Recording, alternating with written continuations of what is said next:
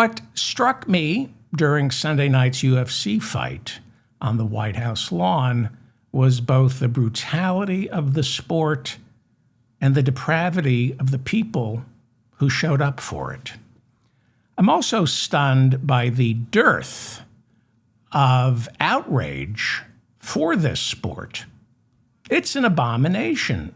Have you seen it? Have you watched it? It's everything that's wrong with humanity. It's everything we aim to evolve beyond. It's hockey and football with just the concussions. It's two people trying to kill themselves in a cage covered in each other's blood. Yeah, I watched it, partly out of curiosity. I watched it. And also because, I'll admit it, it tapped into some primal need I have to see two men try to kill each other. It's a sport as much as pornography is cinema.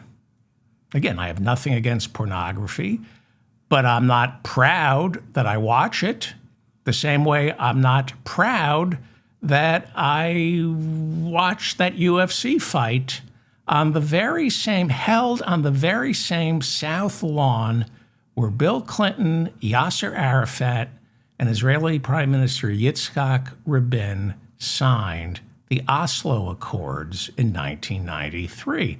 And that is why Benjamin Netanyahu, through stochastic terrorism, got Yitzhak Rabin assassinated. We've been over that. His assassin is celebrated as a hero by the people in Netanyahu's government. I've been over this. Now is not the time. But Netanyahu and Yitzhak Rabin's wife at the funeral turned to Benjamin Netanyahu and said, "You did this. You did this." They killed Rabin because he was making peace with the Palestinians. So the same South Lawn where Clinton had the Oslo Accord signed, Trump had a cage match. That's for his 80th birthday. We have a president unable to get a peace deal with Iran delivered for his birthday. He wanted to be able to announce that he defeated Iran for his 80th birthday. So instead, he saturated himself in the sweat and blood of UFC fighters while our military cheered them and him on. Yet left unsaid that night was the humiliating truth that we can only get Iran to open up Hormuz through diplomacy. All this violence they were celebrating for Trump's 80th birthday was just that, useless violence that some people are cashing in on. But to associate our military with UFC fighting as if that's going to get Hormuz open, who are you kidding? Despite all our bombs, Iran on Trump's 80th birthday held all the cards, still does. You got a lot of MAGA supporters, a lot of Republicans and conservatives now who want to see the memorandum of understanding. What's in it? Why won't Trump show it to us? What are you agreeing to? This is his birthday party with the UFC fighting. That was overcompensating for impotence. Impotence, reinforcing our nation's phony masculinity, cheering on two men fighting to their deaths, while our president and his sons wouldn't dream of shedding a drop of blood for this war that they so very much support. The main event was repulsive. Now I'm going to get the names wrong. Justin Gaethje, I think is his name, became the UFC lightweight champion. He scored a TKO against the undefeated Ilia Topuria. I apologize. Those are two names you want to get right you ever meet them. But Ilia Topuria. Cameras were allowed inside the Oval Office, where Topuria, that's him, during the fight, he lost. Topuria stood before the Resolute desk, John Kennedy's desk, now Trump's. And we watched him walk through the halls of the People's House, out underneath the claw, into the cage, while bathed in patriotic and Christian imagery.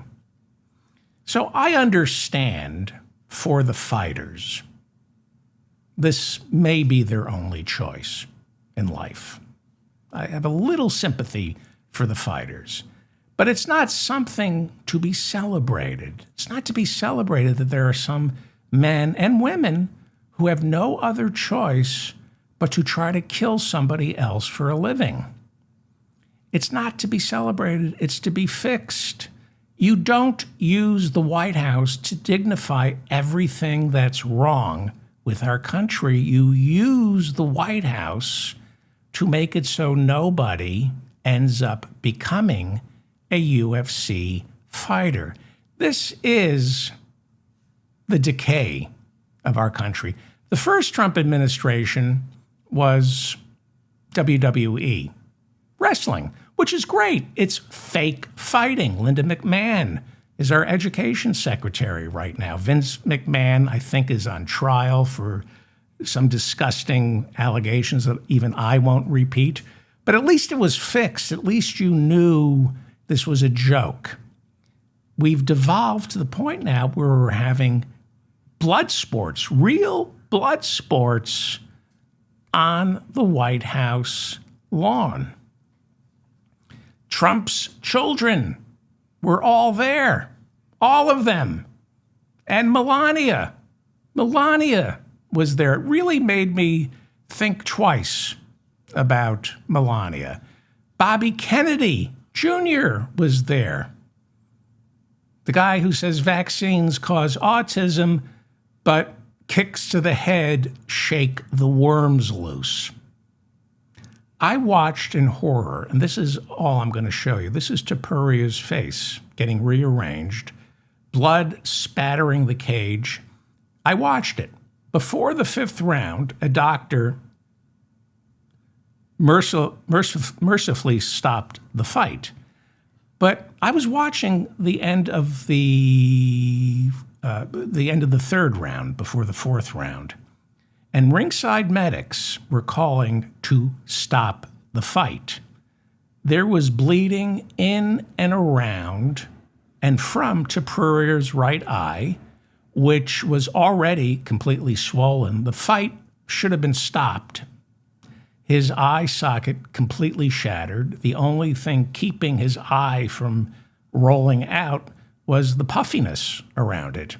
And while the debate to stop the fight continued, the ringside announcers who were calling the fight for Paramount Plus, they accused Topuria of stalling, buying recovery time. The two men calling the fight were John Anik and Joe Rogan. I couldn't believe they were looking at a man clearly in the throes of chronic traumatic encephalopathy, barely able to see or stand. And Joe Rogan and this guy Anik were accusing him of trying to go beyond the 60-second rest period between rounds. I always knew Rogan was an appalling person, but I see where his fan base comes from, and to watch him delight in this, well, there is something seriously wrong with anyone who doesn't think there is clearly something seriously wrong with UFC fighting.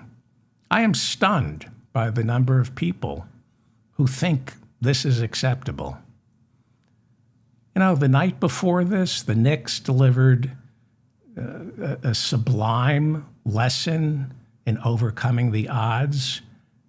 This UFC fight was something that would make Michael Vick gag.